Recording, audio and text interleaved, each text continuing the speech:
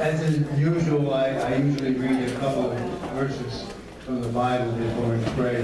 I want to read something from a guy by the name of Arthur Pink, who died in 1952. He was a theologian. It is not that, and this is the doctrine of total depravity. Most people don't even understand that, don't even realize that occurs. It's not being taught in the churches. This is not that man leans on one side or needs propping up, nor that he is merely ignorant or requires instructing, nor that he runs down and calls for a tonic, but rather that he is undone, lost, and spiritually dead. Spiritually dead is a key word there. Everybody in this room is alive, obviously.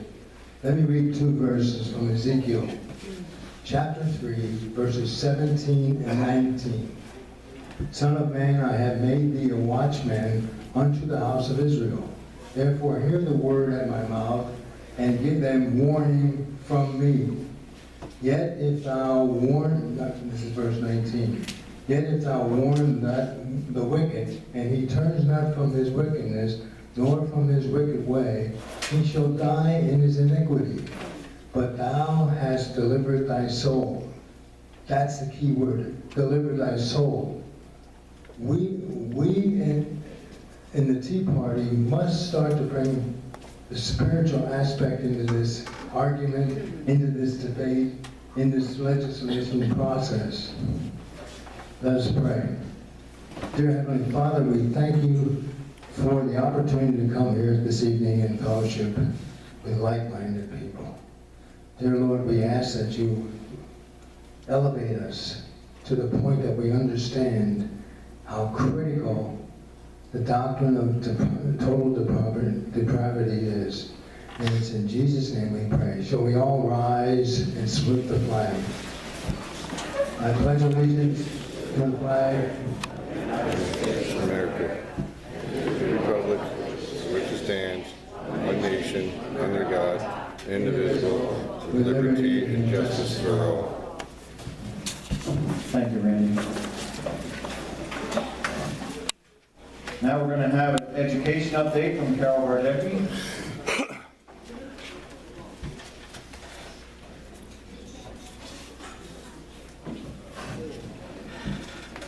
Okay, I usually give you some kind of educational lesson, but today is different. The people that have been in my Constitution class, the ones that were there from the beginning, have studied with me for 3 years, and we have completed both books, The 5,000-Year Leap and The Making of America. And so, this coming month, we are going to have one more meeting, kind of a graduation celebration, and a little treat. I'm showing them the movie, A More Perfect Union. And it's a depiction of the Constitutional Convention when they wrote the Constitution. It's very well done. You do not have to be a member of my class to come to the movie. So the movie will be on Wednesday, June 1st at 6 p.m. All these are at Wakeman's Restaurant. And on Monday, June 6th, I will show it twice, at 3 p.m. and again at 6 p.m. I am not sure what I'm going to do after that. I'm taking the summer off. I might start a new class in September if I have enough interest. So if you are interested in coming to a new class starting in September, you might want to stop back at my table, the first one inside the door back there, and come and tell me that you're interested. And I may start again. Thank you. Thank you, Carol. And I'd like to ask Linda to come up for a, oh, I'm sorry. Sam.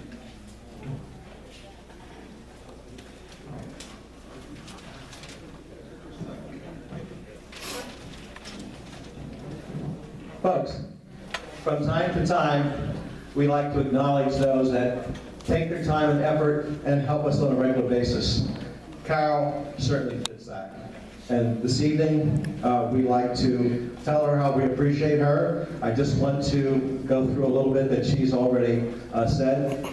She has, we just completed the Making of America. That was like a year and a half. What she didn't tell you, just a second.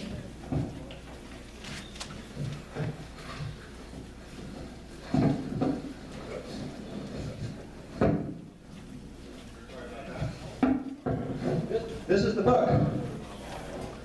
886 pages.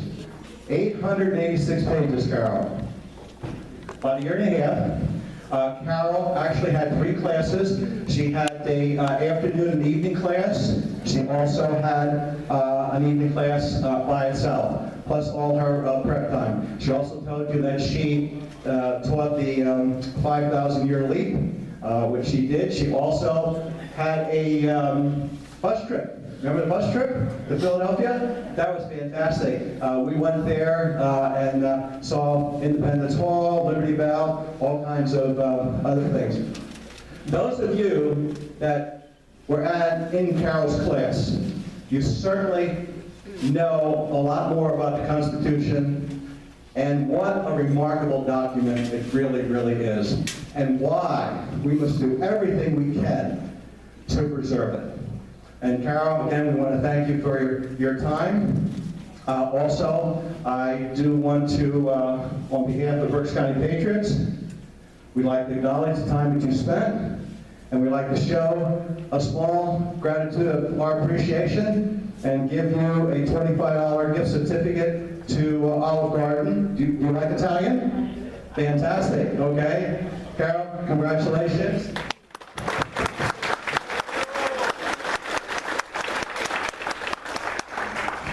Thank you so much. And by the way, when you come to see the movie, the people that were in my class, I have a little surprise for you too, but I'm not telling you until you get there. Why don't you have people in your class? Yeah, anybody who's in Carol's class, please stand up. 1, 2, 3, 4, 5, 6, 7, 8, 9. I know Linda and I, 10, 11, 12. There's probably, a dean back there, How many do you have? There's between 30 and 35 people at any one time.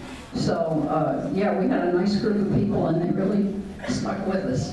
So, like I said, if you weren't in class, come out and see the movie. Thank you again, Carol. Really appreciate it. That's my book. Okay?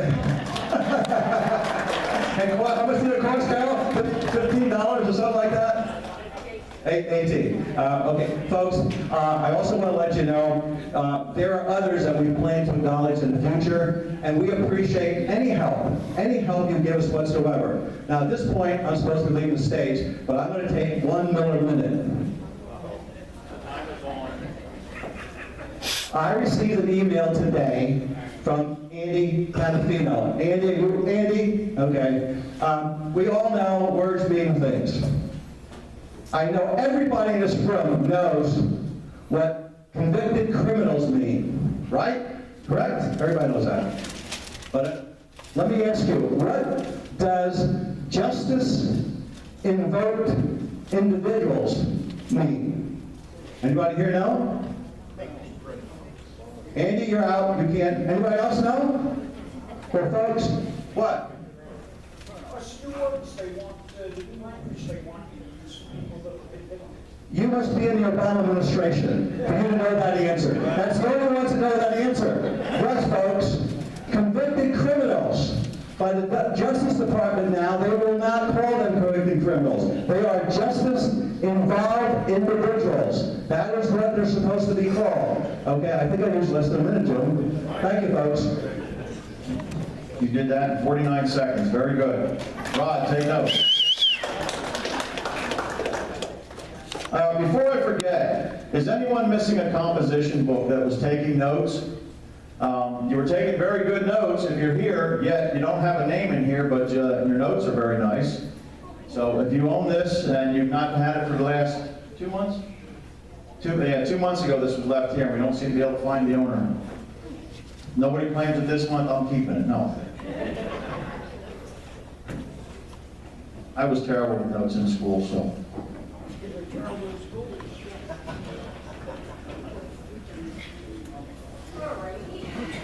Welcome. I'm Linda Brackador, Membership Chairman. And very soon we're going to be celebrating Memorial Day.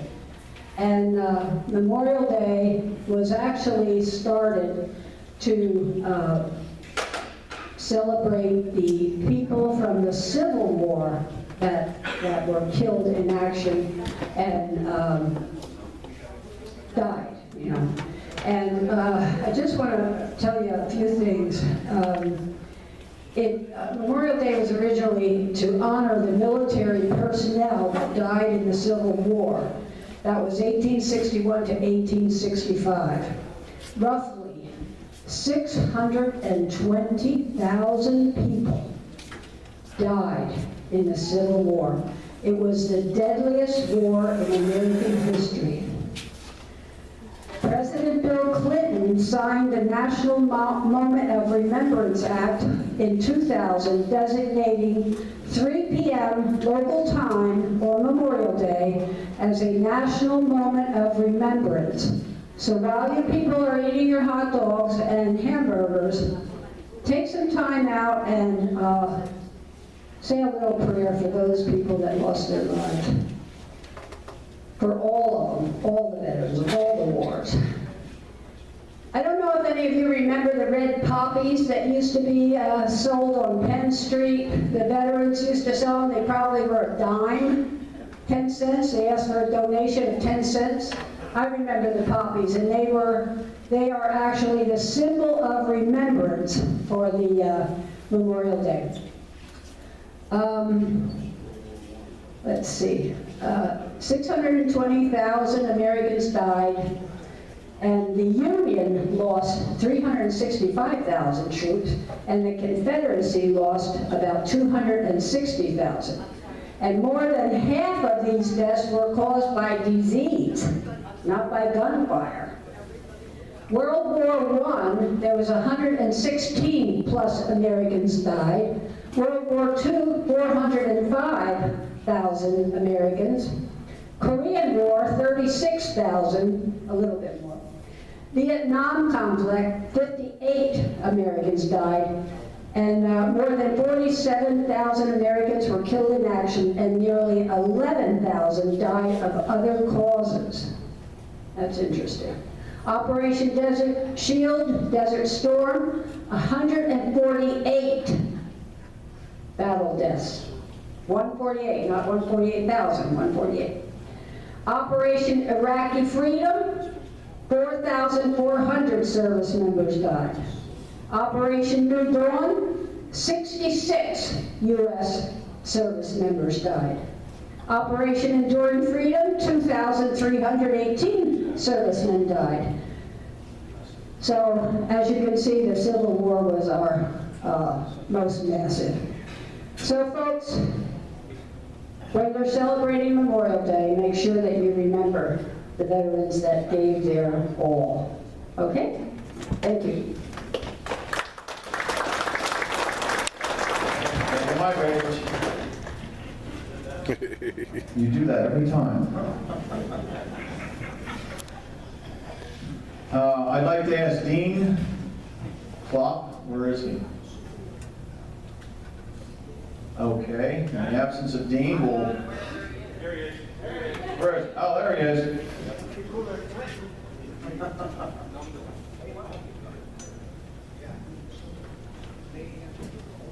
I guess while he's making his way up here, I'm going to ask for, we need somebody to be the volunteer coordinator for the moving wall. Does everybody know what the moving wall is about? Show of hands if you do. It's coming to Muhlenberg. We have all the details on the back table, but the dates are from June 9th through June 13th. We need people for information tent, kitchen area, parking, fallen hero escort. What it is you'll be able to escort someone. The names will all be in alphabetical order, and you'll be able to escort older people or whoever to find the name of their loved one or family member that has fallen. friend. They need help setting up the wall and tearing down the wall. They're also going to have sentries, which I don't know if anybody here might want to do that, but they're going to, my understanding, man it 24/7. And it's at Jim Dietrich Park. So we're looking for someone to be the volunteer coordinator. All you'll really be doing is people will give you their information and you'll be the point person to get those people out there. So if someone could step up to the plate, that would be appreciated. You can see Linda Brancadora, who was just up here. She's going, oh, there she is. She has all the information in the back, and we could really use a hand on that. So this time, Dean's going to give us an update, legislative update. Thank you, Jim. Hi, folks. How are you? Thanks for having me back again this month. I really do appreciate it. And I guess I'd like to call this part 2 of my presentation from last month. I know there's a lot going on, and I have a lot more to say, but thank you for having me back. Tax thee, do not tax me. That was the message I wanted to make clear last month, and I'd really like to hammer that home this month. You know, we talked about who is actually the opposition to the Property Tax Elimination Act, and everyone joined in last month, and we all said what? Who is our opposition to the Property Tax Independence Act? What lobbyist group? The lawyers, yes, but we all think of the teachers union right away, and certainly they are mighty culpable and they are to blame. They put a lot of money into the back pockets of a lot of legislators, Democrats and Republicans.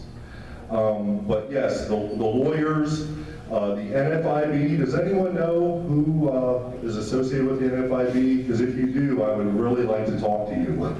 We're on a campaign right now to go and talk to these small business owners. They belong to the National Federation of Independent Businesses.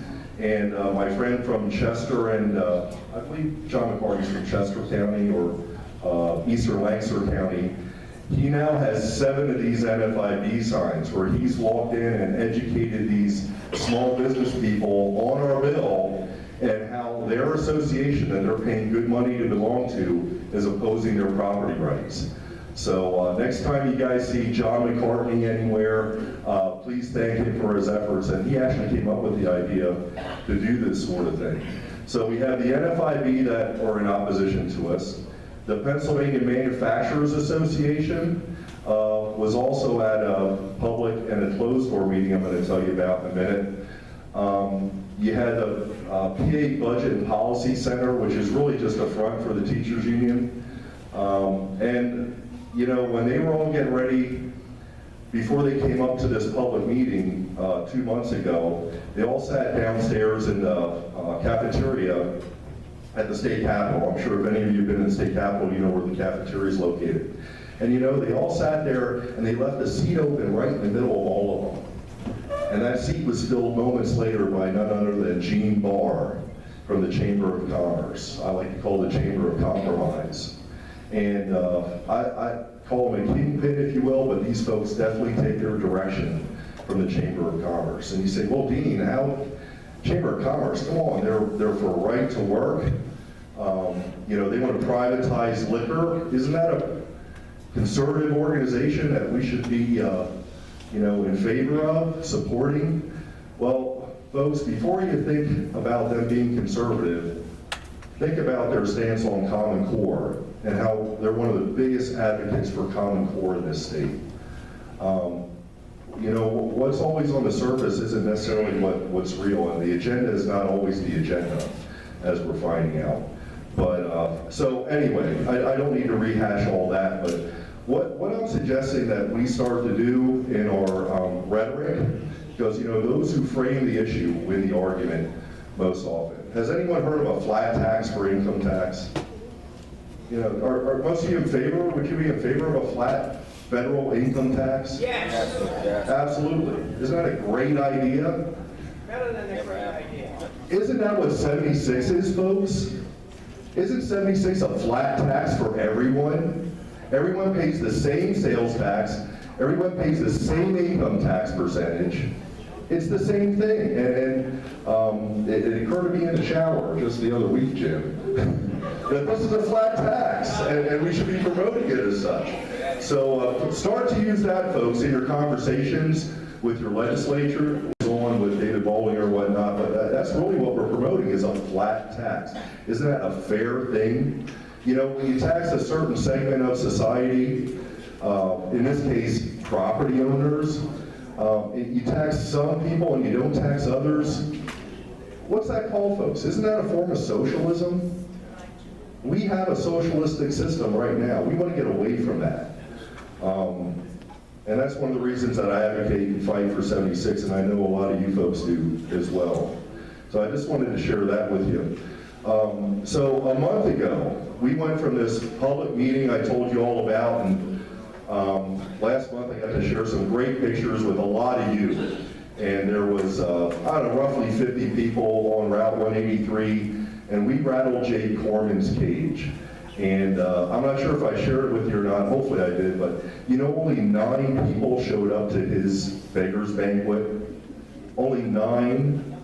And we found out from our inside guy that some of the sponsors of the fundraiser didn't even show up. They had apparently seen our emails that Sam had sent out, or you guys, or we had sent out, and I think they were afraid to show their faces, to be quite honest. So we thought we were being very effective. We were very proud of what we did, and I think you guys should be as well. I venture to say, Sam, at least half everyone there was a Berks County Patriot. Was that a safe? I think so. So you guys should be very proud of yourself. I know I'm very proud of you. So after that happened, we found out about a closed door meeting at the Capitol with a couple of our senators, the NFIB, the Pennsylvania Manufacturers Association, and of course, our good old friend Gene Barr from the Chamber of Commerce. And in case you didn't know, Gene Barr pretty much tells Matt Brulé what to do because they own the Commonwealth Foundation as well.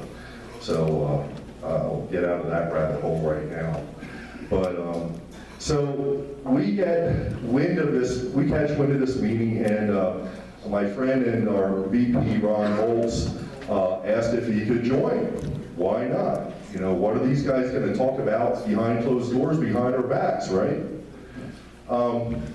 So Ron gets invited, Ron shows up, and of course everybody's in a really nice suit. The lobbyists are in their $3,000 or more, you know, Italian, whatever, suit. And Ron's just a tech, works for a communications company. He strolls in his jeans and a polo shirt. And right away, these guys, of course, their nose goes up in the air. You know, how dare this regular person come into our meeting? And the first thing they said to Ron, they pulled out this stack of papers, 14 pages. Pictures, glossy, rhetoric. You could see they were Facebook posts. You can see that they were emails that we had sent out, that David Bollinger had sent and put on his Facebook page. And they slammed it down and they said, "This is a disgrace. You will stop this right now." Do you know what the picture was on top? It was a picture of all of you lined up on 183 outside of Berkshire Country Club. And they're telling us that we have to stop, that we're a disgrace, that we're disgraceful of what we're doing to Jay Corman and what we've done to Kim Ward out west. They specifically named those two. How do you folks feel about that? Fantastic. Amen. I love it. I love it. So yeah, give yourselves a round of applause. Absolutely. What's even better, Ron, and please, excuse my language, he looked at Gene Barr, and when he said this is disgraceful and you will stop, Ron looked at him and he said, "Tough shit." He said, "You guys lobby with 5- and 6-figure checks. This is how we lobby." And they were also complaining how we go to representatives' doors and things like that and knock on their homes. They didn't like that either. They thought that was a disgrace. But what else are we to do, folks? We're supposed to get in line and follow these, rich SOBs? You know, once again, it's not just the teachers union. I'm not pulling for them. They have a lot of blame in this, okay? But if you think about socialism in general, don't the rich keep getting richer? Don't the poor keep getting poorer? The middle class is shrinking, folks. These guys sitting up on their ivory tower who do not want to see school taxes go away. If you look at the percentage of what they are actually paying compared to what they make, you know, they might be paying 1% of their income, if that. I know people in this room, I know where I'm at, and people that I've met, thousands of people all over the state knocking on their doors and talking to them about this bill. They're paying anywhere from 3 to 10%, sometimes even more of their income. Seniors on fixed incomes get no Social Security raises, right? What percentage are they paying of their income? So, I know being a good Republican, we're not supposed to attack the rich, but folks, there's a problem here. There's a real problem. These are the people that are pulling the strings. These are the people that are running the country. And I think this is where we draw the line with school property tax, and we get this bill passed. You're not going to believe this, but we found, in that same meeting, I might as well tell you now, in that same meeting, when Ron brought out about seniors and retirees and not getting raises and things like that, they actually made the comment that they thought retirees in Pennsylvania live pretty well. I'm warning you. They're going to promote legislation that's going to tax retirees. It's coming, folks. This is what the Chamber of Commerce is advocating, what Gene Barr is advocating. It's coming. Time to stand up, folks. Time not to take it anymore. You know, another thing with the Chamber, and I know I'm going to hear it sooner or later and probably be slapped with a lawsuit. I don't care. Folks, they put out a survey last fall that they kind of brushed under the carpet. They sent it to their own members. This is the Chamber. They sent it to non-members. And they asked, they had a series of categories, what people thought was the most important topic, issue, legislation in Harrisburg. Would you venture a guess what the #1 issue was among their members, business people? This is the Chamber, their members, and also they pulled non-members. 48% said that school taxes were their #1 issue. Okay, now this isn't Alcoa or Harley-Davidson answering a lot of these surveys. These are regular Joes, businesses, the Tire and Auto Center down the street, whatever. Okay? School property tax was the #1 issue for that, and as well as the non-members that were polled. So I think that and you know what, they didn't advertise that. They didn't publish that survey. We have the survey, and we're going to make it public real soon. I'm going to switch gears a little bit if I can. Do I still have a couple minutes? Another couple, okay. You know, we're going to go back and visit, I'm sure, Kim Ward's district or Jay Corman's area one of these days. But we have an awesome opportunity right now, folks. Not too far from here. Probably from my house, it's probably 25 minutes to this man's front door, and I know where he lives because I got him Googled on Google Maps and have our maps laid out where we're going to go canvass and knock on his neighbors' doors. And there's a man in the 29th Senate District, got elected, 3 years ago, 4 years ago now, just about, and it was his name and Obama on his signs that he had, his election signs. And the man has voted against 76 twice. Who is it? Voted in the Senate twice against 76. Once in the Finance Committee, once on the Senate floor. Have you ever heard of Rob Us Blind Templates? Rob Us Blind Templates is primed for, I don't want to, educating. That's what I gotta say. We're educating his constituents, folks. We found out that he has an opponent. There aren't a lot of good races here in the Senate coming up this year. It's either unopposed Democrat, unopposed Republican, or it's just gonna be an onslaught. The 29th District, which includes Dauphin County and Perry County, is going to be a fight. It's probably going to be a dogfight between John DeSanto. Please go on his website. The second issue he brings up and he talks about is eliminating school property tax. He is on board.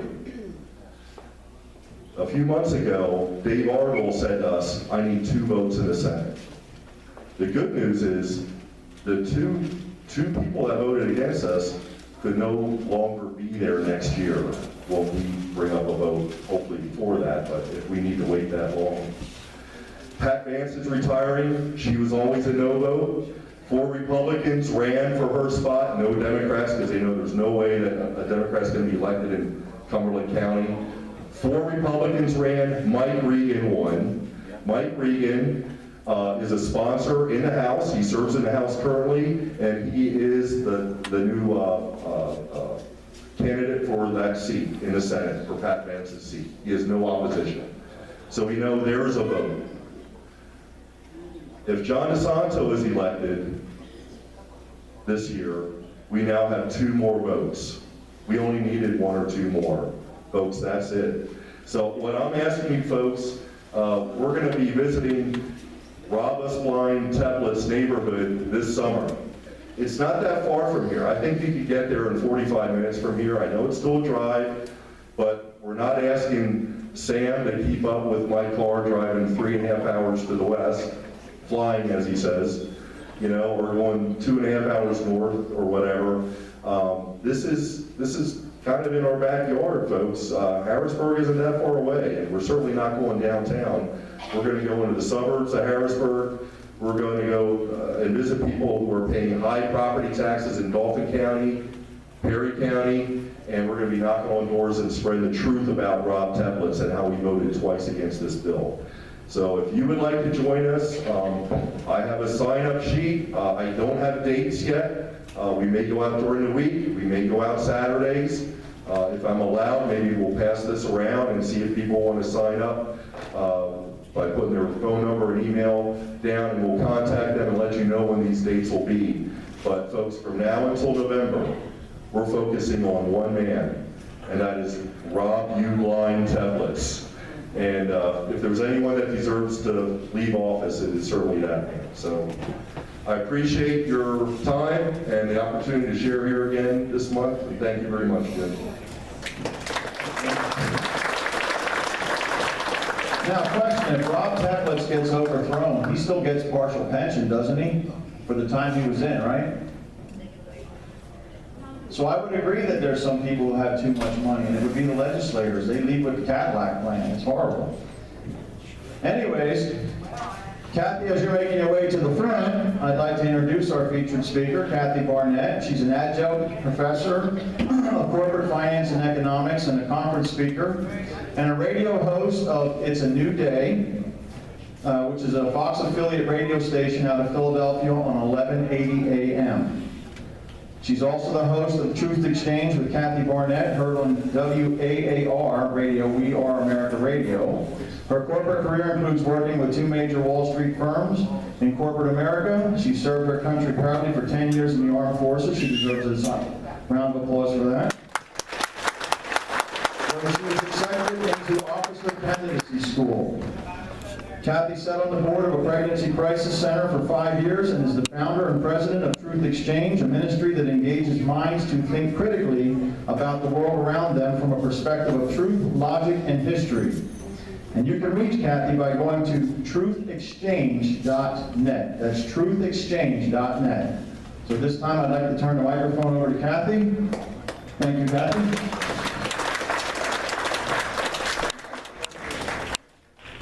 Okay, sounds good. Hello, everyone. Hello, everybody. Whoa! I know. Guys, this is my son, Carl, and I want to start off with him just leading us and something that he decided to learn on his own. Here we go. I'm going to be saying the preamble of the U.S. Constitution. We, the people of the United States of America, in order to form a more perfect union, establish justice, ensure domestic tranquility, provide for the common defense, promote the general welfare, and secure the blessing of liberty to ourselves and our posterity, do ordain and establish this Constitution for the United States of America.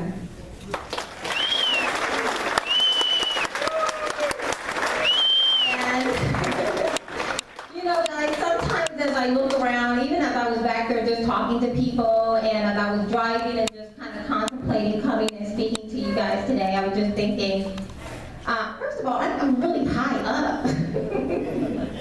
I have to be on the floor. But I was thinking, you know, there's just so much going on all around us. How many of you guys feel a little overwhelmed sometimes by all the stuff? I mean, we barely have a day to digest what just happened before we're bombarded with something else. I mean, you don't even have time to process it. Every week is something new. Every week is something different. And it becomes a little overwhelming sometimes. And if you are a person, and I'm assuming all of you who are in this room still have the ability to distinguish between true and false, right? Yeah. Usually I open up with a video so you can see what our young people are thinking. They are losing their sense of what is true and what is false, what is good, what is bad. Hence the reason why everything is just so fluid right now, right? One minute you could be a man, the next minute you can be a woman, and no one should be able to tell the difference, right? So it's just, I don't know about you guys sometimes, but you know, sometimes I sit around and I can just see these dots being connected. It's like almost playing connect the dots of all the things that are going on. And just to say a little bit about what we're continuing with Obama's last week, his decree. You saw the king made a decree to his subjects on opening up public school bathrooms to any and everyone, you know, just fluid. And, you know, and I started thinking, because I remember several years ago, probably about, I don't know, maybe about 10 years ago, we started having this conversation about civil unions, right? Do you guys remember when all they wanted was civil unions? When all they wanted was just to be able to go into the hospital room with their loved one and to be able to, you know, to be able to enter, because for most places you can't go into the hospital rooms unless you are a close relative. So they said, you know, listen, we just want civil unions because we just want to be able to go into the hospital room with the one we've shared our lives with, and we just want to be able to settle property, estates, and things like that, right? So what did we do? We gave them civil unions. Okay, here you go, civil unions, now go. But no, we quickly found out that they don't just want civil union, right? They wanted marriage, right? Marriage equality. And so eventually our whole country, even the Supreme Court, has now created new laws and rules, have created new rights in order to give them marriage, right? So now you would think they would say, okay, you know, we're just gonna go sit down now, right, and just live our lives. But no. So they didn't just want civil unions, we come to find out. They actually wanted marriage, and now we see they don't just want marriage. Now they want unfettered access to bathrooms. They want unfettered access to be able to do whatever they want to do, whenever they want to do it, right? And now that is going into bathrooms with women, right? Putting some of the most vulnerable people, women and children, at risk. For what? For 0.003% of the nation, right? And if you look at all of, and that's just 0.003% of the adult in America, but we have a little bit over 311 million Americans. So if you look at it from that perspective, 700,000 people who identify as transgender, that would be 0.002% of the nation. So the overwhelming majority of us just need to suck it up. Now, do you think they're going to stop once they get unfettered access to public bathrooms? Where do you think they're going to go next? Where do you think they're going to go next? They're going to come to a kitchen table near you. They're coming for your children. This isn't brand new. Hitler did the same thing, right? I remember watching a documentary where parents they were forced to send their kids off to Hitler's boot camp, summer camps. And the kids, I remember one mother talking, she sent her little blonde hair, blue-eyed baby off, and he was so sweet. And then he comes back after. First they wanted civil union, that's all they wanted. They don't want marriage. But then we find out that they wanted marriage. Now they have marriage for the most part, right? Now they're wanting unfettered access to some of the most vulnerable people in the nation, women and children. Do you think that's going to be the end of it once they get it? They're coming to a kitchen table near you because what do these people want? They don't want you and I. You and I are old heads.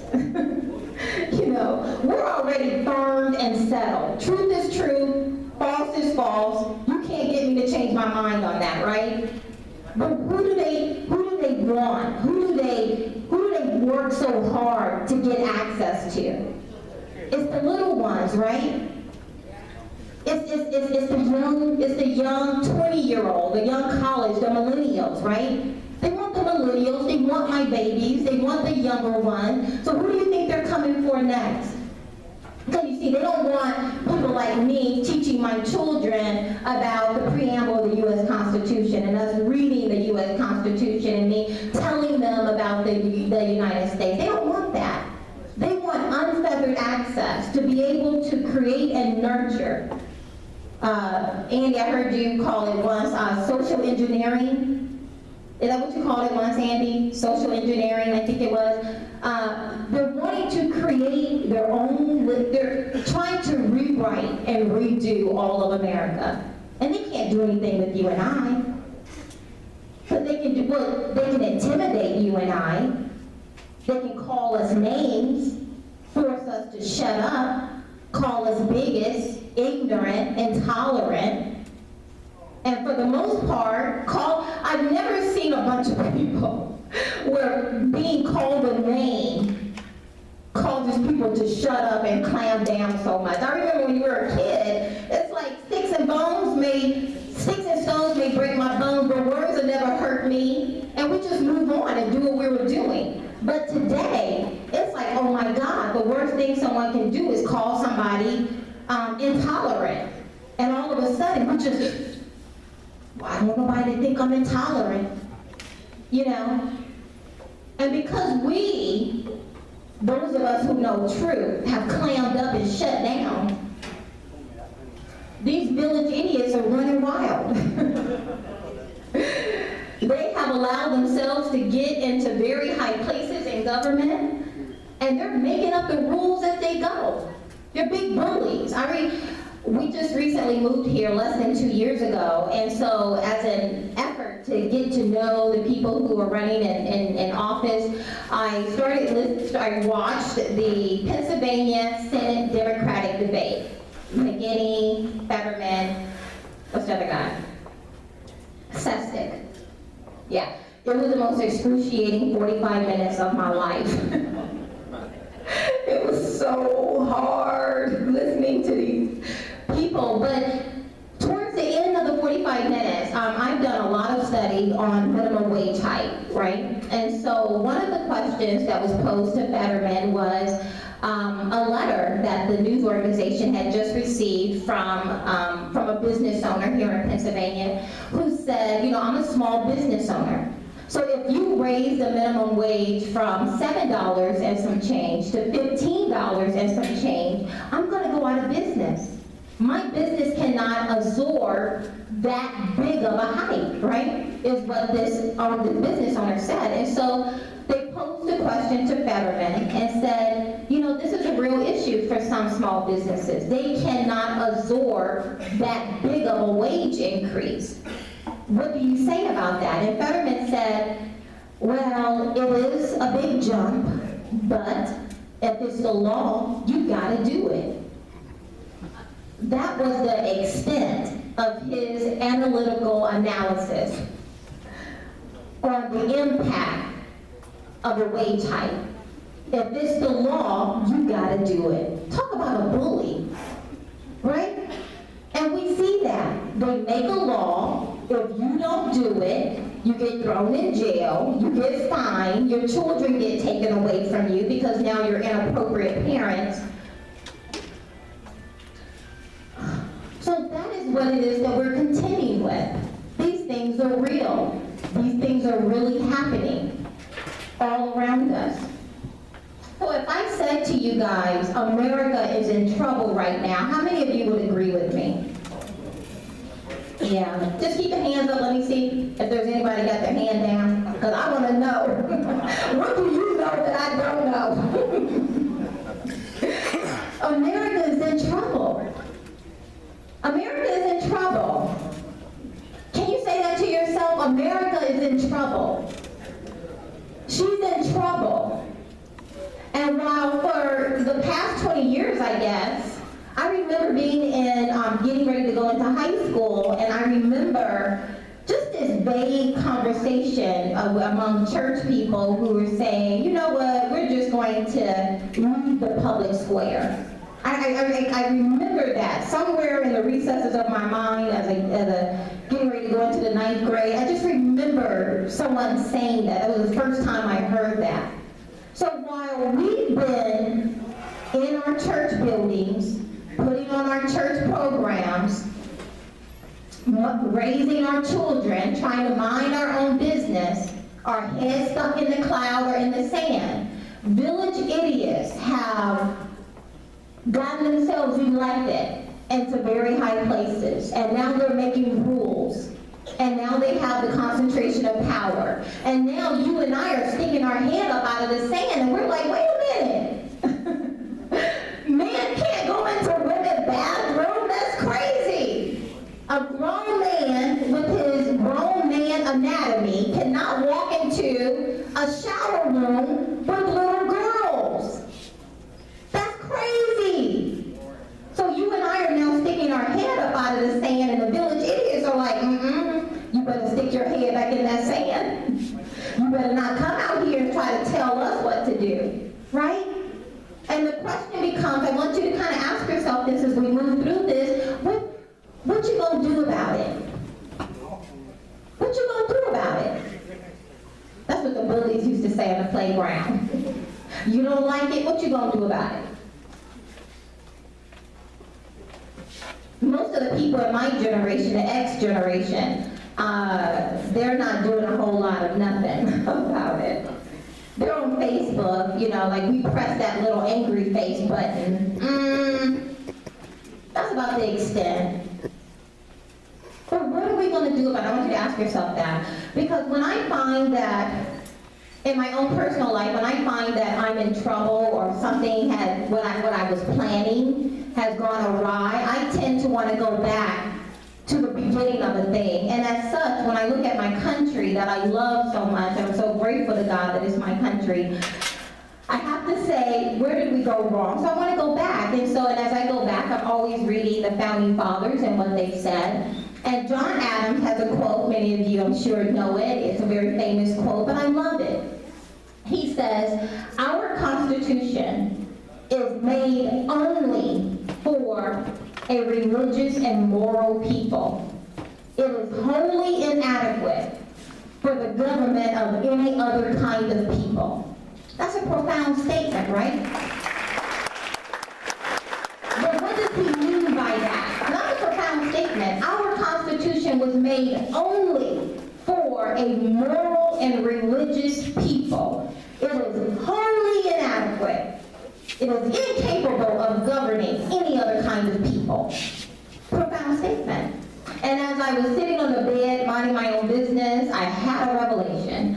And it was, if you want to undo America, if you want to undo the U.S. Constitution, and by extension undo America, you must undo the morality of this people.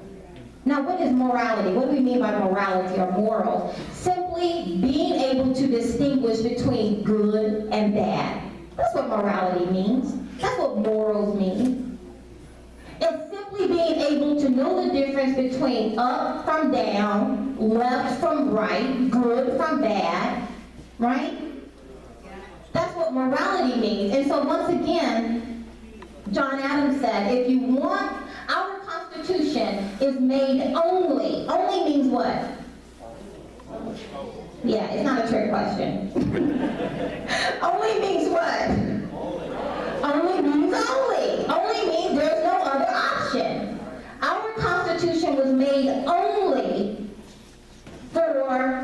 people who can clearly distinguish between good and bad, right from wrong, up from down, left from right. Not looking at a man and blinking, waiting for you to tell me you're a man or a woman, right? Our Constitution is made only for a people who can clearly distinguish between good and bad. It is completely inadequate to govern any other kind of people. It cannot rule over uncivilized animals, rushing in the street, acting like barbarians. It's completely inadequate of being able to govern perverted beasts of burdens. It doesn't have the ability. So if you want to undo America, or undo the U.S. Constitution, and by extension undo America, you must create a society where anything goes. You can make it up as you go. Evil becomes good, good becomes evil. It becomes an upside down world. I used to ask my students in my economic class, who is America outside of the U.S. Constitution? Who is America outside of the U.S. Constitution? She doesn't exist. There is no America outside of the U.S. Constitution. The U.S. Constitution is our rule of law. A constitutional republic was created by the U.S. Constitution, by the drafting of the U.S. Who are we if we don't have the U.S. Constitution? So if you are a tyrant, or if you have some kingly aspirations about yourself, and you want to redo America, how do you redo America? I'm sorry? How do you get rid of the U.S. Constitution? You make it void. And how do you make it void? And morality, right? Our Constitution is made only. It is inadequate to govern, to exist for a bunch of people who just make it up as they go. It cannot work. I heard the gentleman who said our prayer. Where are you? Are you still here? Yes. What did you say? We have to bring spirituality back into the conversation. We think, oh no, we have to be intellectuals about it. We can't talk about our faith. We can't talk about God. We just got to talk about, A plus B equals Z, right? Or something. I don't know. But our founding fathers, we just moved here, and I have OD'd on all things founding fathers since we moved here. My poor babies, we have been to every museum twice, right about now. And I'm just amazed everywhere I go. You go to Washington, D.C., you just see the inscription from our founding fathers. They talked about their faith all the time. What is it in the Declaration? That we have been endowed by a creator with certain inalienable rights, right? But for some reason, we're so educated, we can't talk about Christ. We can't talk about God. We can't talk about religion.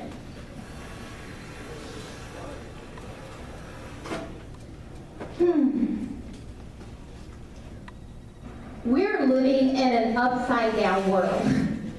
Nothing makes sense. Go, you know what they have, Alice in Wonderland coming out. Take your grandkids there. Use it as an opportunity when you come out to talk to them about an upside-down, topsy-turvy kind of world where nothing makes sense anymore. Use it as an opportunity, right, to teach. Think back when y'all were little kids, and the first time you learned something was wrong. How did you find out about that? Say it again. Someone told you, right? Got a spanking. Yeah. Well, the spanking reinforced what they told you. Don't do that. But for some reason, nowadays, you can't tell anyone anything. It's not my place anymore. It's judging. It's being intolerant. But how does my son know what's good, what's bad? If I don't teach it to him. If I don't teach it to him. If I don't sit down and say, that's stupid talk. That's crazy. What do you mean? How you gonna wait, Bruce Jenner, till you 60-something years old and then come out? You could have died with that secret. I mean, you didn't have to come out with that. But the carpet's being laid out for foolishness. And all of your children and grandchildren are watching it and becoming desensitized to it if you watch it. I refuse to watch it. I want to be shocked. When I see something that's shocking, I want to be shocked. I don't want to be like, oh yeah, whatever, I've seen that before. We should be shocked by some of the stuff that's coming out today. We should be like, oh my goodness, we should be clutching pearls. Like, what's going on? But again, we're living in an upside down world, and I often say, I mean, we're living in a society where you don't even have to be black to be black anymore. Did you guys know that? Rachel Dolezal, do y'all remember her? The NAACP lady that's about as tanless as my white sheet of paper up here. But I remember when they started having a conversation like, well, you know, mainstream media talking about MSNBC, well, could she be black? No, she can't be black. I'm black. She can't be black. But they were having this discussion like, oh, you know, well, she could. No, she can't be black. I bet she wouldn't want to be black back in the 60s, would she? But she wouldn't like that down in the South. I grew up in the South. She wouldn't want to be black then. Oh, how convenient it is. You want to be black now. No, you can't hijack my history. I'm black. You're not. But we live in a society where you don't even have to be black anymore. We're living in a society where you don't even have to be a woman, i.e., once again, Bruce Jenner. He won Woman of the Year last year with all of his male body parts intact. Did you guys hear now he's regretting his decision? Yep. He wants to be a man again? Yep. How foolish. How foolish. He was never anything other than a man. We call that stupid talk. We call that foolish talk. That's crazy. You were never a woman. Oh my goodness, all the things we women have to contend with. Hello? So many of my family members are going through hot flashes. I'm just like, oh my God. Bruce Jenner will never know about that, will he, ladies? He will never know. He will never know about some of these things, right? So it's this foolish talk. What are you talking about? You ain't no woman. You a man. It's called a mental disorder. It's called you need help. It's called let's go find someone you can talk to. Because that's a deviation from the norm. That's deviant behavior. Yes. Exactly, that's another word for it. Called him a freak. That's what it's called. You know, we're living in a society where, do you guys remember Clock Boy? Yeah. Clock Boy? Yeah. Clock Boy. Ahmed Muhammad. Celebrated, got to go to the White House, got the red carpet treatment, stayed in the White House for 3 days. How royal is that? Him and his family. Google, Apple gave him all kinds of stuff. Free stuff. Clock Boy. And what did Clock Boy do? Took a clock to school, put the clock on his teacher's desk, and she's looking at it, looking at him, looking at the clock, looking at him and saying, and all she said was, I don't feel comfortable with this. How many of you would have felt comfortable with that? I wouldn't have felt comfortable with a Muslim kid walking into my classroom with a clock that looked like that. Pops gets berated, and he's just standing there just looking. It's a clock.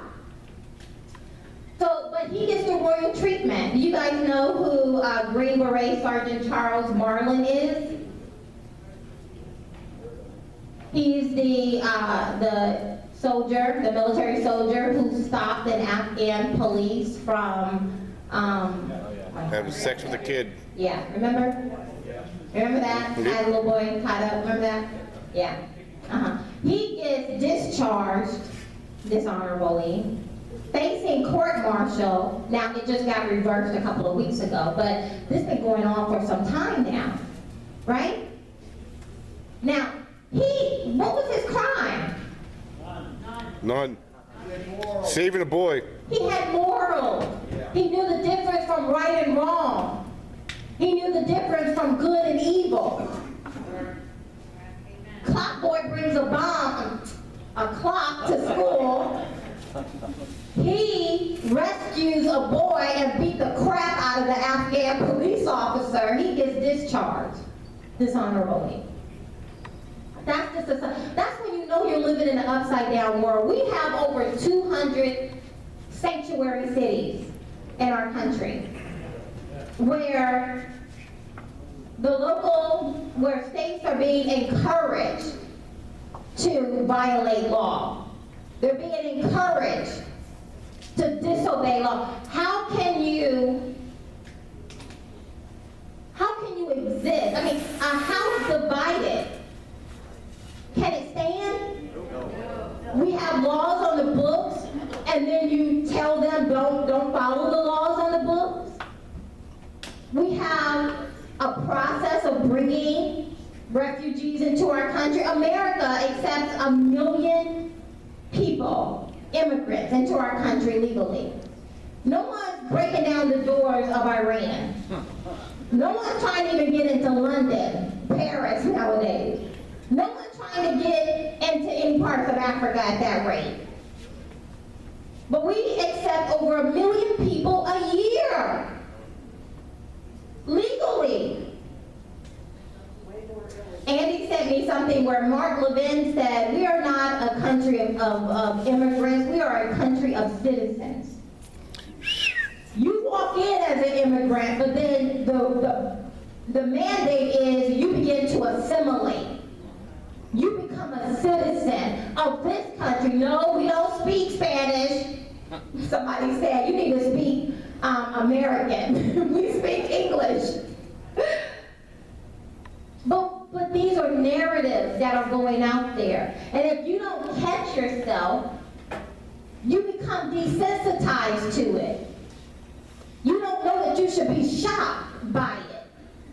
You don't know that you should say, wait a minute, that's crazy talk, that's foolishness. Have you guys heard of PEP, Priority Enforcement Program? Yeah, get ready. This is crazy. It prohibits federal law enforcement from targeting most illegal aliens for removal. So Obama put out an executive order, one of many, because he's a king like that, where he calls it a prioritization. He prioritized the illegal activity that illegal people do when they come to America. So just because you catch an illegal person doesn't mean that you should deport them. No, you have to prioritize. And I thought it was interesting as I was reading it, the new policy tells agents to no longer detain individuals charged with drug possession or theft or fraud if it involves stealing an identity to try to further their unlawful presence in the United States. How crazy is that? How many of you that if someone stole your identity, it would wreak havoc in your life? Oh, some of y'all got it like that? So we can steal your identity and you'll be okay? How many of you, if someone stole your identity, it would wreak havoc in your life? Yeah. What would happen if an American citizen stole your identity? Go to jail. Yes. What is is this? How can a house divided stand? How can you have laws but no laws? And think you're going to survive? I mean, we're now living in a society where the Iran Ayatollah Khamenei leads his people in a chant, death to America, while the ink is still wet on our Iran deal. And no one seems to think that's a problem. Those darn Iranians, they don't mean it. Right? We do know better, but why did it happen? Congress is filled with the majority of Republicans. How could a deal go through with principled Republicans controlling both houses? How did that happen? They're not principled. Oh, what did you say? They're not principled. Make sure you go to my table when this is all over, okay? You got all the right answers. But it's true, right? How did that happen? They got caught. We're now living in a society where all of Europe is literally in a civil war right now. I mean, they're in a civil war. They're burning in the street. You guys know about New Year's Eve, Cologne, Germany? Yep. Over 90 women, it was more than that actually, reported being molested by hundreds of Arabic-speaking men.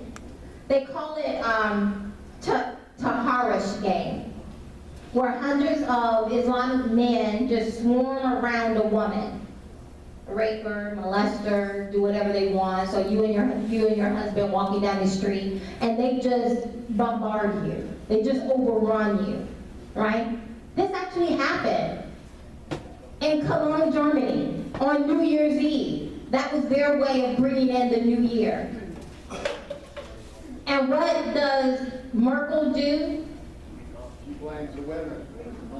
She does.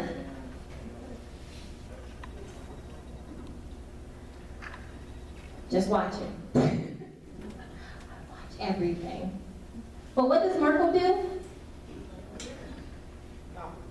They try to hide it. They try to pretend like it didn't happen, but it leaked. Then they have to, say something but nothing. And what does Hillary do after the Brussels attack? She starts attacking Cruz and Trump, that their talk is evil talk, that is hate talk, because both Trump and Cruz started saying we need to monitor highly dense Islamic communities in America. We need to monitor. Do you guys know that there are 751 no-go zones in France? Yes. 751 no-go zones. You can go, but you may not come out. I said last time, remember back in the 70s, the 80s, what did we, I don't know, what, 80s, 90s, they had this thing called the Roach Motel? You can go in, but you may not come out. They can go in, but they can't come out. Yeah, that's what it is. 751 no-go zones. Even the police don't go in. And it is the hotbed for these terrorist groups to come in, to plan, to plot. And then France is like scratching their head like, oh my goodness, why are we having all these Islamic bombings? What's going on? Why are we not getting the information? We go into these communities, we ask them, do you know of any such thing? They're wondering why. And we have some of those same no-go zones here in America. Did you guys know that? Yeah, Minnesota. And New York, Florida, across the nation. And then we have Cruz and Trump saying, after the Brussels bombing, we need to monitor those communities. What does Hillary say? That's not nice. That's mean. You're going to make them not like us. You're going to make us be less safe. How many of you feel real safe? No. But talk about, what's the cornerstone, quote unquote, of Hillary's platform? War on women, right? Can you think of a more egregious war on women than to have about 100 men bum rush her with her children in tow, do whatever what can you do with 100 men? I don't care how much of a man you are.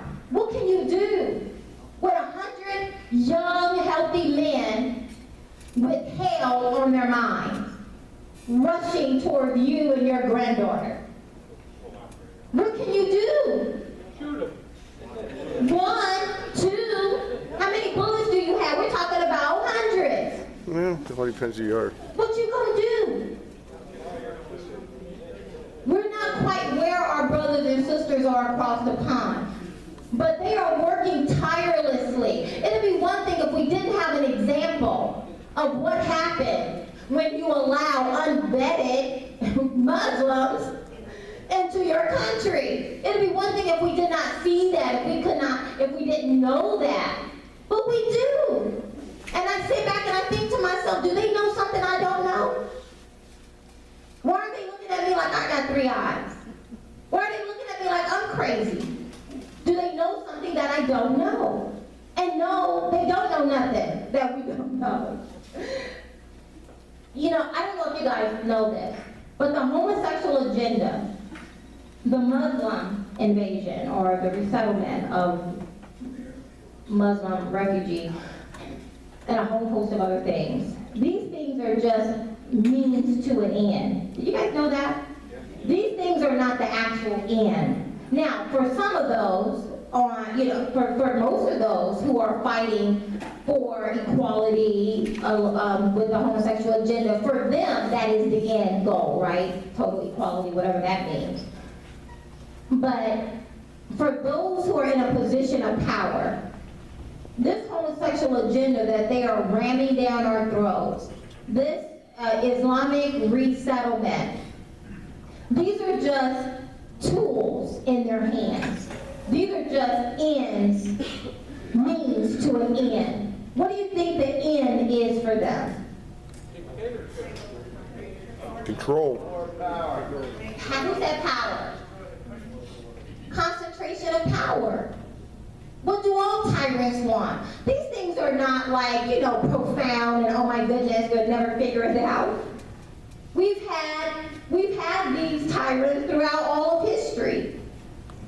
What do they want? And you saw a little bit of that when Donald Trump became our presumptive nominee when the House Speaker, Paul Ryan, said, I'm not comfortable with that. What do you mean you're not comfortable with that? Who do you think you are? How arrogant of you. What do you mean you're not comfortable with that?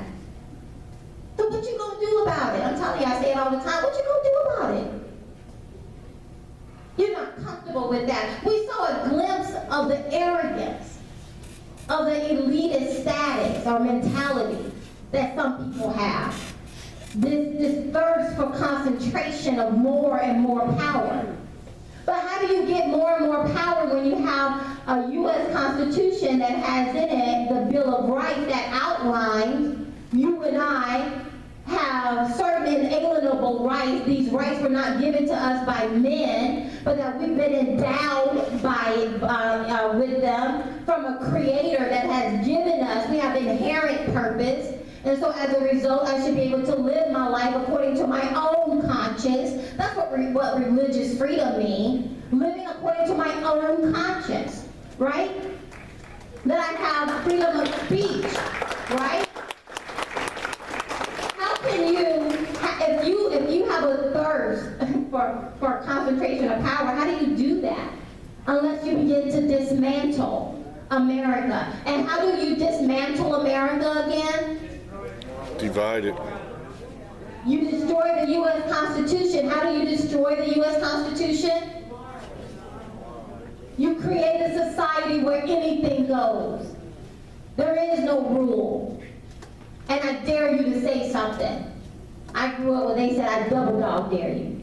I have my kids watching the Christmas Story. I triple dog dare you. That was the one. I triple dog dare you to say something. That's what they're doing to us. I'm going to fire. People getting fired. just for reposting stuff on Facebook. The ESPN anchor got fired. Kurt Schilling. I'm sorry? Kurt Schilling. Yeah, I knew a man would know. I don't watch it. My husband loves it. So that's how I heard about it. Yes, got fired for just reposting something. It wasn't his own, it wasn't even his material. He just reposted it and got fired. What do you think the message is? You better shut up. You better stick your head back in that sand. You better go back to sleep. You better go back inside your church building and plan your little church picnics.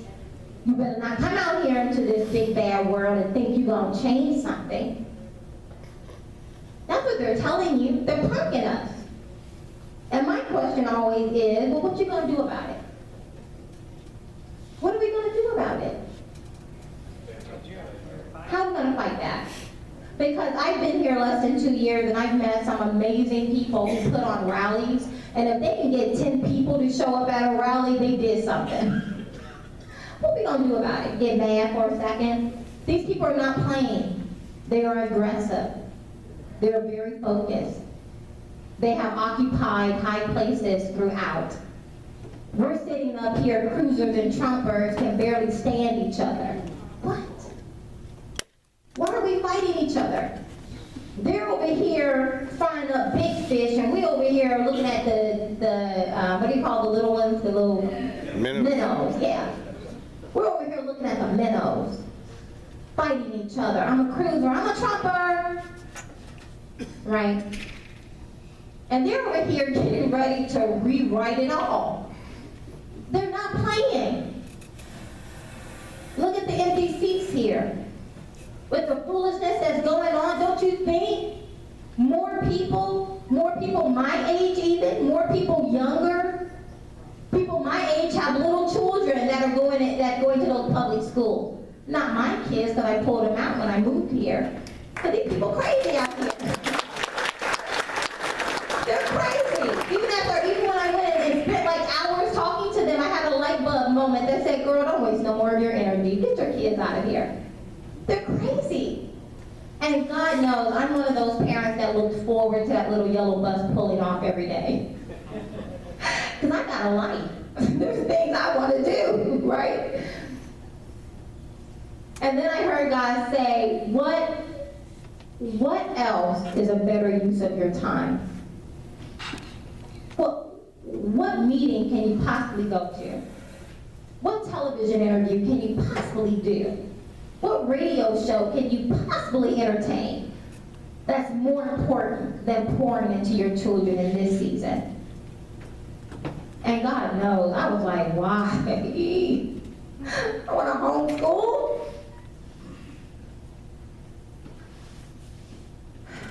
But that's the world in which we're living in.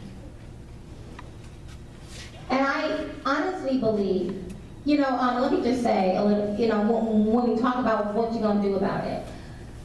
I heard someone say earlier, I'm trying to think of the gentleman's name who said it, ideas matter. Who said that? Sam, was it? Ideas matter. For some reason, we think when people say stuff, it don't really mean nothing. We don't live in isolated little bubbles. So when someone says something, it means something. So when Paul Ryan, the House Speaker, say, I'm not comfortable with Trump, that means something. And now I'm asking, well, what do you mean? Who do you think you are?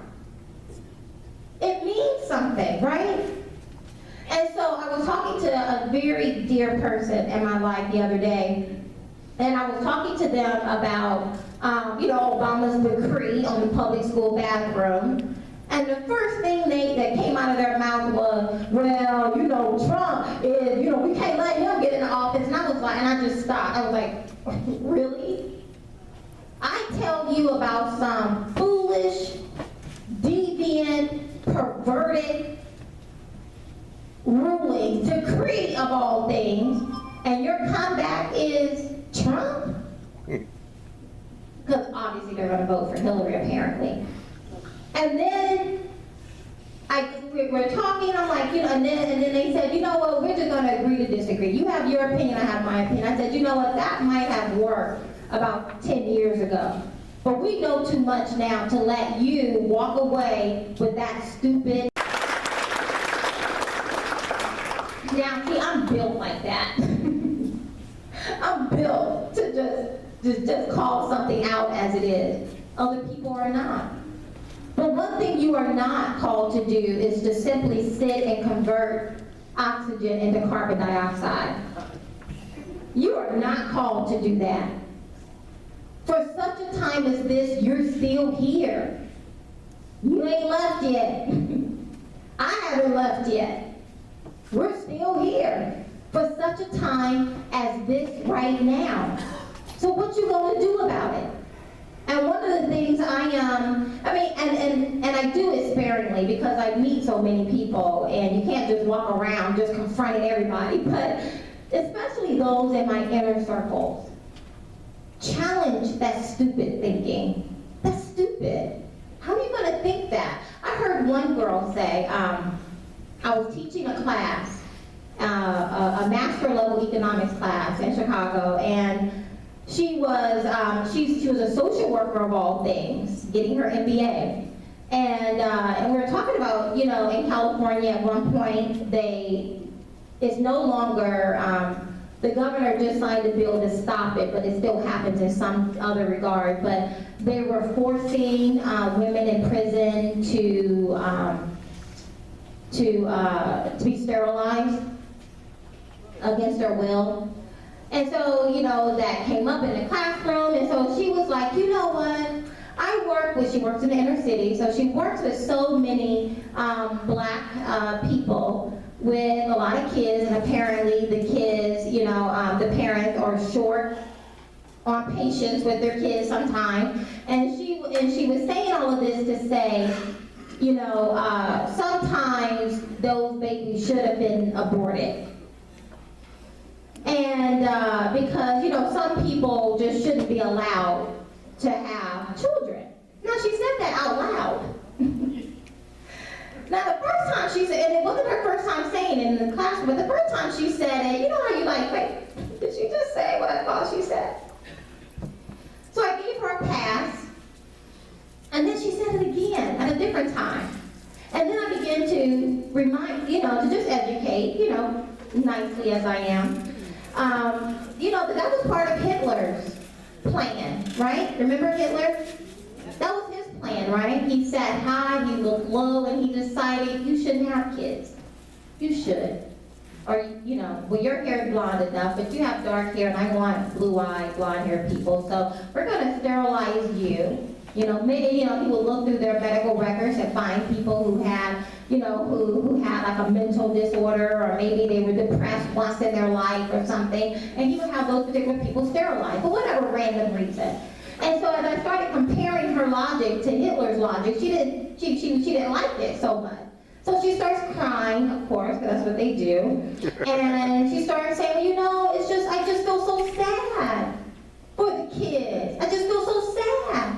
And I'm like, so your solution is to murder them? But I hear so many other people who are not welfare recipients or talking about welfare recipients. They're just, average white women, black women, others, middle class, higher class, that say, you know what, some kids aren't wanted. And so it's kinder if we just aborted them, if we just murdered them.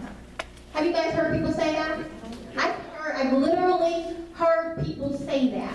And you just sit there like, I can't believe you said that. I can't believe those words left your mouth. And then you begin to say, that's stupid. So your remedy is to murder them? We have to challenge stupid talk. We can't let people, because as Sam said, ideas matter. They go off and then they go vote stupid because they have stupid ideas. And we have to interject. That's stupid. Am I helping anyone? Because I do want to help. I want to encourage. I want to inform. But I want you to get angry enough to see these things are happening. You may not have little children in your house, but how many of you have grandkids? How many of you have people in your life that you love?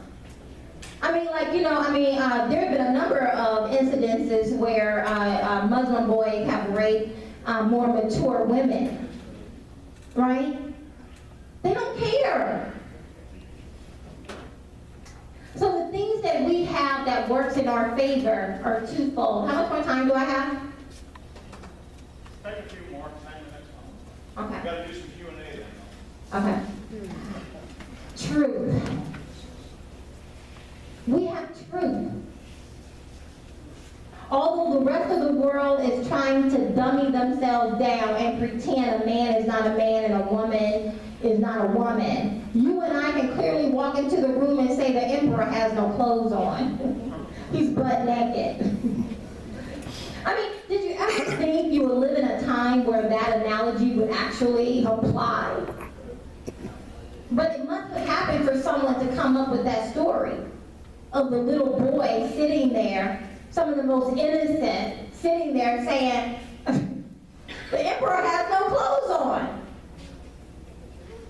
So it must take us to say, no, sweetie, grandchild, granddaughter, grandson, you're not a girl, you're a boy. What is this based on assigned gender? What do you mean, assigned gender? You see, like that's how they try to get all educated on you.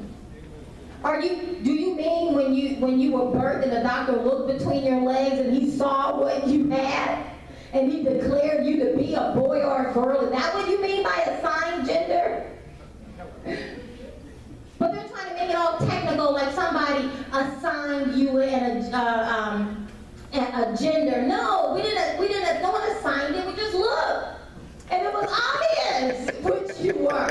Do you know there are now 50 different identities? It's crazy. It's crazy. They have over 50 now.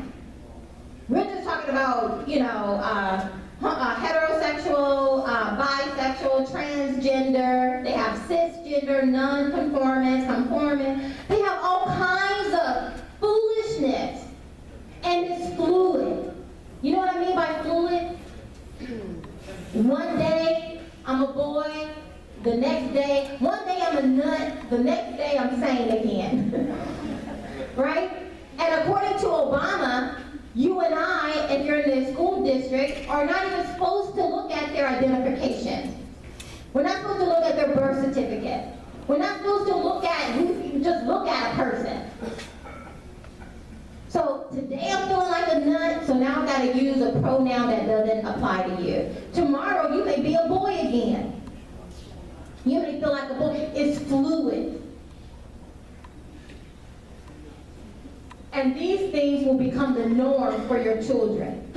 And these children are going to become your future doctors, future lawyers, future congressmen, future Supreme Court justices, future bank accountants, future bankers, future Wall Streeter, and they can't even look at the simple things and say, woman, man, how are they going to contend with China building islands in the South Pacific Sea? How are they going to deal with Russia trying to take more and more land grab? How are they going to deal with ISIS coming into our back door? How are they going to deal with the innumerable big issues? Our military is being decimated. How are we going to deal with those big issues if on the small things I can't clearly look at you and say you're a woman? But I got to sit and scratch my head and wait because you may be something other than. This is going to become their reality. And this is the dismantling of America. Thank you guys so much.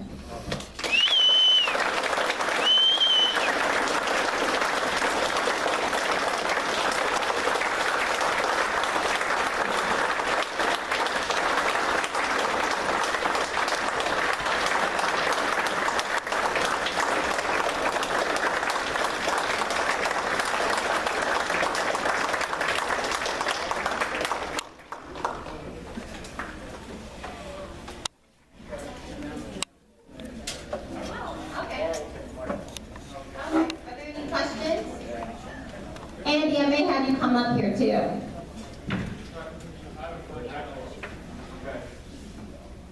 My name is Roger Reed. I'll make a statement first and ask a question, or probably say something about the question you asked. I was a history teacher for 35 years. World history, constitutional law, contemporary prophecy. I'd be out today if I was still teaching, because I'd be teaching when you said the truth.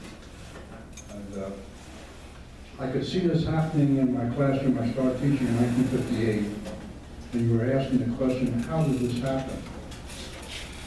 From the time that I started to teach then until I retired in '93, I could see the change in the types of teachers that I was getting in my area, and also student teachers who were all on this little thing. So do you think that one of the ways to help, you were saying, what can we do about it? Do you have any idea of how we can force to get rid of that quarter crap, pardon my expression, how we can force the schools to go back to teaching the truth about how the civilization began truthfully and how the United States began truthfully? Yes, exactly. But let me go back to the gentleman in the corner who said, and here to answer you, that this is not, we are not fighting against flesh and blood only. This is truly a spiritual warfare. You know, sometimes we think that Satan is the opposite of God. No, he's not. Satan is a created being. But his desire is to steal, kill, and destroy. Jesus said, Satan, what you up to? Where you going? He said, oh, I'm just looking for someone to devour. And he doesn't care how he devours it. So, in my first response to you is to get on our knees. We need to humble ourselves as a nation, and we need to get it back right, because whether you are a believer in God or not does not make him real or not, right? And our founding fathers created this nation not based on intellectual aptitude, although they were very intelligent. They created this nation based on biblical principles, and I know that sends shivers down the spine for some people when you say that, but that's a fact, right? And just because you don't want to hear it doesn't mean I'm not going to declare it. Because if you go anywhere in Pennsylvania or Washington or Plymouth, Massachusetts, and you see it everywhere, after we do that, because I don't think we're only to pray. You know, we are to pray and engage. And we need to get elected. We need to be on school boards. We need godly teachers in the classroom, although that's becoming almost a moot issue with Common Core now, because you have to teach to this test, and there is no bringing your own identity as a teacher into the classroom any longer. But you have the gentleman, Dean, is it? Dean, you know, the lobbying. Helen was telling me a little bit about what you do. You know, bombarding them. And we're actually, I would love for you to go to my table and put your name on there as well, because I've been talking to a number of organizations about the only thing these politicians care about is votes and money, because votes and money gives them power. When you and I walk in there as an individual, they may placate us, but they don't care about us, okay? All they care about is power and money. We need to move as a block. So when someone says, we're going to hold a rally, we're going to do something, don't say to yourself, oh, the weather is nice, I think I'm going to pull weeds today. No, you say, my America is getting ready to be dismantled. What can I do? How can I support other people? Are just some of the things that I think we can do. Thank you for your question. Well, my name is John Ives. My question is, FDR's 1933 state of emergency voided the Constitution and made him the supreme being. Has that ever been repealed? I have no idea, but I do know about, I completely agree with you on the grab of power, you know, and we still suffer the consequences from so many of those things that were done during FDR, even before FDR. I mean, you always have tyrants. I mean, there's always a tyrant in the wings waiting somewhere, waiting to get into a position of power in order to take over. The thing that our Constitution has provided for us is that we, the people, are in a position, should be in a position, to overthrow a tyrannical government when the government is no longer representing the people. But we've allowed our president he's rogue right now, and no one seems to want to check him. Congress, the power is invested in the House. The power is not invested. The most powerful office in the land is what? I'm sorry.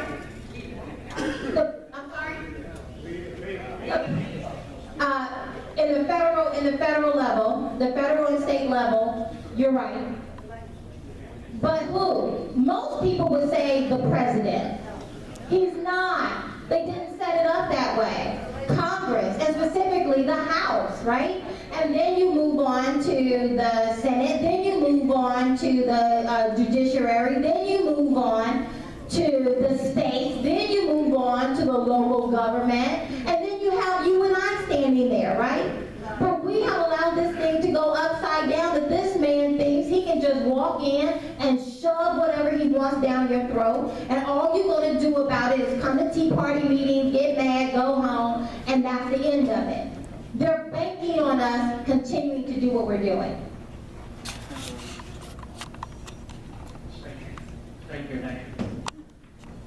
You want to hold it? Okay. I'm Dave Packman. At least we spoke earlier. What is being done in urban areas like Philadelphia, Detroit, and all these other that are highly black communities, and they keep voting for Democrats, and the cities are just being run to the ground? Is there education, to tell minorities in the urban areas that, this is insanity, and maybe we need to start voting Republicans in because to build this city back? Because there was an election, I think it was Romney and Obama, and there were 56 voting precincts in Philadelphia that had 0 Romney votes. How is that possible? 59, okay, I'm sorry.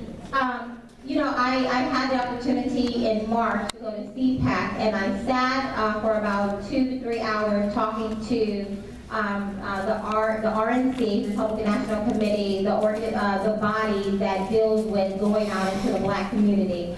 And after you go through some layers and some hemming and some hawing, we come to the conclusion that it's really not a real intentional laser beam focus on the black community. Yes, they throw money that way and then just kind of move on. But in order to rewrite this crazy narrative that's been written, that, capitalism is bad and Republicans are bad and Democrats are good, although we all can see that our community, that those particular communities are struggling, is going to take laser beam kinds of focus, right? Typically, Republicans come into these kind of communities, and they just, like they're at a 30-foot level, and they just keep their little talking points up here. Whereas Democrats, they tend to go in on the ground, and they touch people, and they get people involved, and all of that kind of shenanigans. So. And I don't think it's going to change anytime soon. Although I do know the guy now who is leading that up, so hopefully. For Hillary Clinton, why? For the same thing that it's a narrative. It's a lie, but it's a narrative. And I do my part, but they ain't trying to listen to me either. You have to be in their face. You have to be very one-on-one and just kind of targeting and just kind of walking people through it. It's not just black, but it's a tremendous number of feminist women happen to be white women, and although they don't subscribe to the Democratic platform, but they're going to vote that way because that's what feminist white women do. Bill Ryle, the question was asked about the Constitution being suspended, if you will. And I would encourage everyone to start studying all the way back to the war between the states and what happened after that.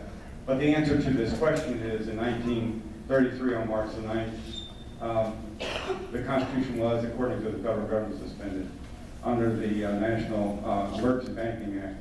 And if you, actually it's March the 6th. But if you look at this issue, it's just one of many. And I would encourage you to understand this issue by looking and Googling Senate report 93-549. It was done in 1973, and it talks about exactly what the powers exist according to that act and have existed since then. And the President and the Secretary of the Treasury have pretty much all the power. And this discussion was brought agricultural movement, American agricultural movement, Gene Schroeder. You can Google his name as well. And he used to come to Pennsylvania in the 90s, and I would take him around. He was in the East. And his conclusion and his group was that the Constitution had been suspended. And my answer to him was, yes, that's the way they're acting. That's the way they're operating. But they have no constitutional authority to do that, and everything they've done is null and void. So let's learn how to say no and not accept this is a reality or a law. It is not. It's null and void. The Constitution protects us if we, in fact, stand up and enforce it. Thank you, Bill. Let's move on to the next question. Any more questions? Over here.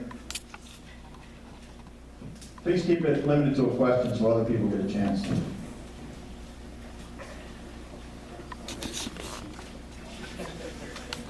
My name is Paul Smith. This is the first time I ever came here. Looking around, what really scares me is the age group you're talking to. You need to be talking to the younger crowd. Exactly. That are going to be here in the future and can change things. We need somehow to, I don't know, get in touch with them. I agree. Do you know how I can? Do you know any organization? Something to attract them. I know.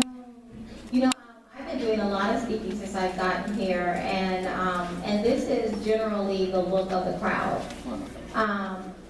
You know, and I do another conversation about, you know, like the different generations and how we've been morphed this way. But I agree with you, and yet at the same time, I recognize that your position is one of authority and power. You have a place of influence. My neighbor, I love her, Miss Anna Mae. She is 79 years old, and we talk about this, and we're like eye to eye on everything. And yet she feels like she cannot talk to her grandkids or her great-grandkids, right? She's like, you know, I just don't say anything, I just let them do. It's like, no, Miss Anna Mae, if you don't teach it, who's going to teach it? Something as simple as at my desk back there, I have books on, you know, what is marriage? Why do we vote? Little coloring book. Please go back there and purchase it for my friend. You guys may know Carla Desi. But it's a wonderful introduction. Take your grandkids to Alice in Wonderland and then come out and use that as an opportunity to talk about the upside down world we live in too. You have to engage. More questions? You got time?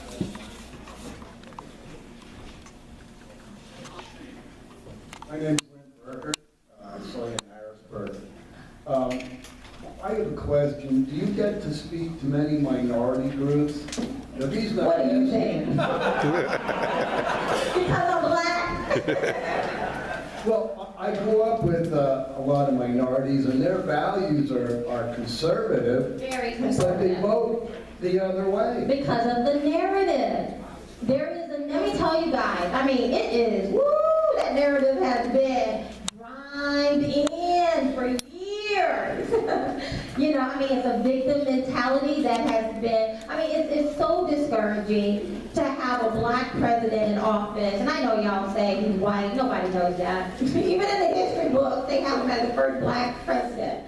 And it's so discouraging. Instead of him coming to the platform and talking about how he got to where he is, coming from a broken home, an impoverished home, instead he talks about you're a victim. Somebody did this to you. You need to do something, it's somebody else's fault. But that's the mentality. And it reminded me that not all overseers on slave plantations were white. They also have black overseers that they call drivers, and their job was to do the same thing. And so you have to, just because you're black doesn't mean that you're of that same kind of mentality. It's profitable to keep some people in a position of victimhood. Yep. And no, black people don't want to hear me talk about that. Hi, Rose. Rose. Hi.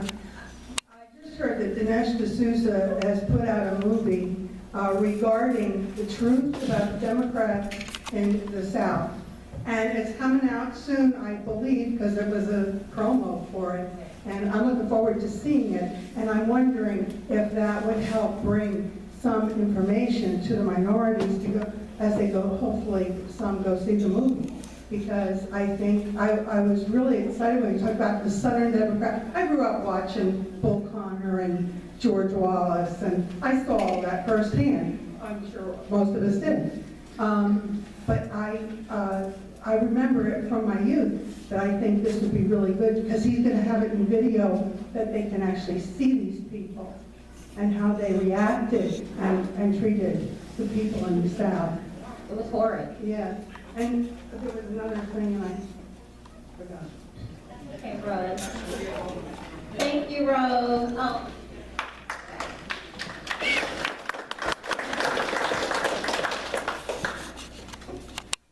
This will be the last question then. Actually, more a comment regarding President Adams' statement about morality and religion as the basis of our country. At our church, I know one sister, a black lady, who would have grown up in the really impoverished section of Lebanon. She had an abortion, and she was registered as a Democrat by her family. She said, well, you can't vote for the Republicans, they'll take our money away and all that. But you know, she was converted. And she's very regretful of the abortion she had had. But I know this election, we at the church, we were helping her. She is now voting. You know, now she has a relationship with the Lord Jesus Christ. She is voting appropriately. And I was even getting her a call down in North Carolina to encourage the governor to stand there against this bathroom stuff. And she called up to New York, of course, to complain to the governor there about his executive order, and the witness, too, to the secretary. So when people have a change in the heart, it changes the other things. And I just want to give that. And someone made a comment about this being older people. I'm 35, I think I'm young. And at the store where I work, I engage with a lot of younger customers and encourage them to stand in these things, and they are. So it's not just older people. Thank you guys so much. I'd like to ask you to stay up here for a minute. I got a couple of comments. One is, I have a lot of black friends, and you'll probably be able to back this up. When I tell them that Abraham Lincoln was a Republican, they look at me like, what? No, he wasn't. He was a Democrat. I mean, education is the first thing, okay? The Republican Party was Lincoln's party. That's right, you know, but they're always told the lie that the Democrat Party is going to pick them up. And I have family like this, too. I have some family that just, especially my Appalachian family down in West Virginia, they think the Democrat Party, except now Hillary with her comments about the coal industry, now they're finally starting to see the light, and they're Christians. Yet their story is, well, we were born a Democrat. No, you weren't. You were born an American. You chose to become a Democrat. You chose to become a Republican. Nobody's born one or the other. You're born an American, and then you make choices from there when you get educated and grow up. So, you know, a lot of people just think, and I think this a lot in the black community, they think, well, we're all Democrats. My grandfather was a Democrat. My mom was a Democrat. I have to be one. And they seem to go with that. And I don't know why. And here's another thing. We invited the 8 largest black churches in Reading to come to this event. And unfortunately, no one showed up. And that's sad. That is sad. And there's this stigma that, you know, I don't know what it is. You know, I'm around people of all races. I have friends of all races. I have Spanish family. No black family that I know of, but could be. I don't know, and it's okay. But still, I mean, we're all Americans. You know, and this country is really going down the tubes. And here's something that, I don't know how many of you are aware of this, and I want to hear your comment on this, because you briefly hit on it. We have, does everybody know about the bathroom bill? Everybody knows, right? I don't have to read it and everything that's happened. Home Depot today, down in Exeter Township, changed all their signs. Now you can choose to be whatever you want to be when you go to Home Depot, and go in whichever bathroom you want, and nobody's going to say a damn thing to you. Now, all this is going to do is open this up, and everybody knows this. Pedophiles will have easy access to children. When I was a Sunday school teacher in our church, I had to go through an FBI background check and go through the STOP program so that they knew I didn't have any record and I was not a pedophile, so I didn't have easy access to children because I worked with the 2s and 3s. And I did that for 17 years. Now pedophiles, who these kind of things were put in place to stop them from getting access to children, are going to have access to children. It only takes a split second, you know. I mean, it's absolutely, and you're going to, you mark my words, we're going to see terrible things happening. There was already one. Deb and I were watching the news, and it was a local news channel. I don't remember where. Do you remember where that was, Deb? Where they caught a guy already in the bathroom taking pictures of women underneath the thing, underneath the stall, and that was, you know. Is that where it was? Okay, I knew it was something local, but yes. Yeah, so it's already happened. I mean, and this is just one that we've heard of. How many times has it happened we haven't heard of it? You know, I mean, this is just a horrible thing. 3% of the country's population is dictating to the other 97% of, pardon me? What's that? 0.03. 100? I heard it's as high as 3% of the homosexual community, whatever. 1.5 to 3%, yeah. So even if it is 3%, so 3% is going to tell 97% of the people that what you believe in and what is right for you doesn't work for us, so to heck with you, we're going to make the rules. It's wrong. And I think everybody in this room want to stand up to it. When you see that stuff, you need to say something to the manager, walk out of the store. I will not shop Home Depot anymore. I'm not going there. You know? If we start hitting them in their pockets, they're going to be like, damn, this ain't working so good for us, and that's the only way. You know? Target, right. That's right.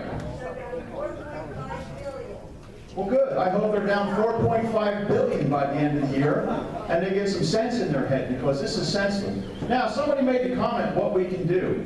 Well, I got a personal story, and I was just back there talking to your son. Here's what we can do.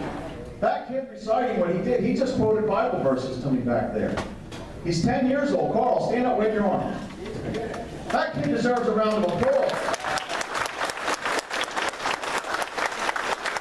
I just told him back there, I said, learn more, because what you know up here, in a relatively short time, he's going to be the one telling other people what to do. So you're doing an excellent job.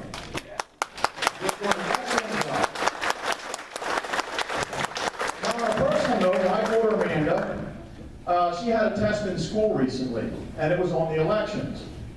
And it was kind of funny because Dad spouts to her, you know, I teach them Bible verses, you know, and I'm very conservative, I carry a gun, you know, and I taught them self-defense and what to do.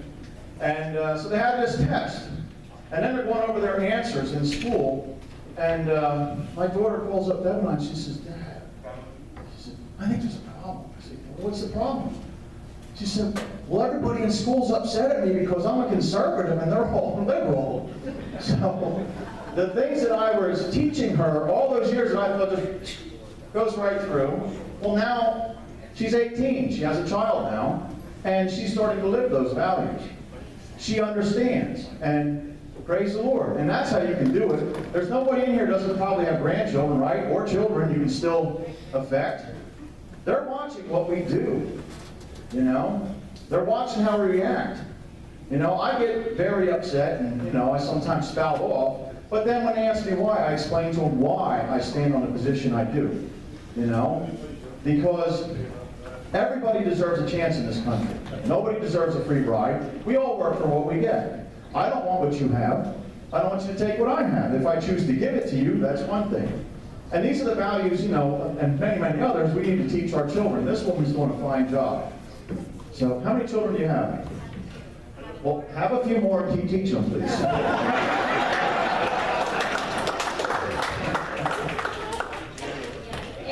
And also, you guys know Andy, right? Raise your hand, Andy. Everyone knows Andy. Who doesn't know Andy? But go back to my desk, my table also.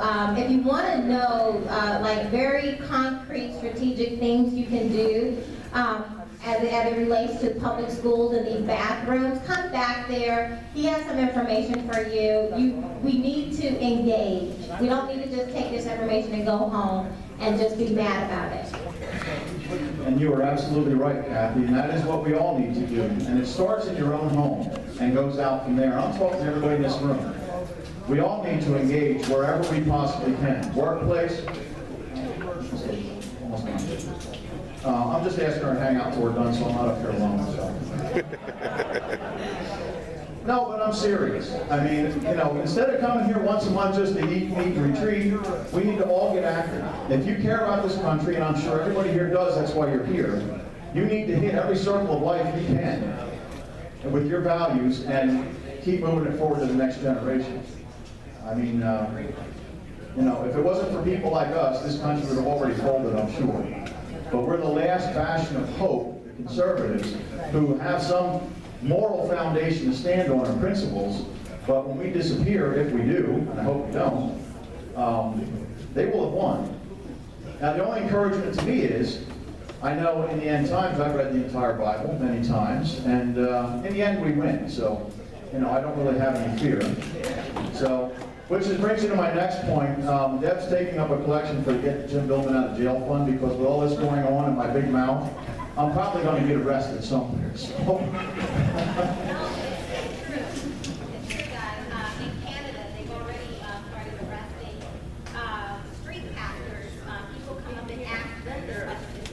People come up and ask street pastors, is it, you know, is homosexuality a sin? And so in response, they say, according to the Word of God, and they're being arrested.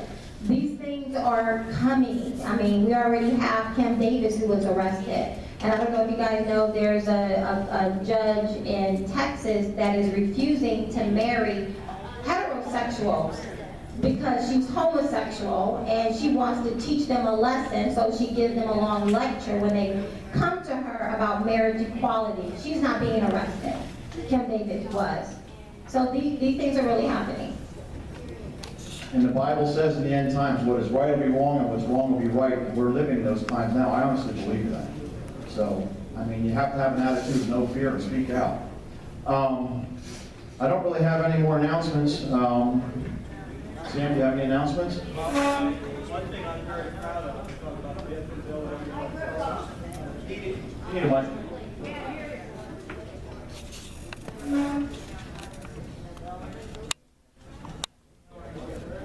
Can you hear me? Can you hear me?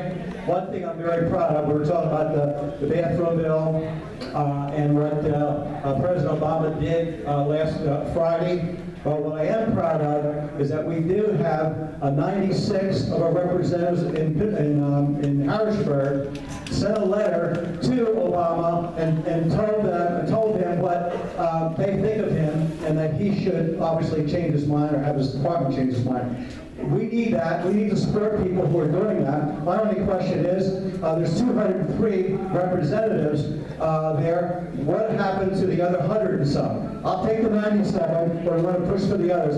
But they acted immediately, and that's what we need. We always must act immediately. We can't let time and grass grow under our feet.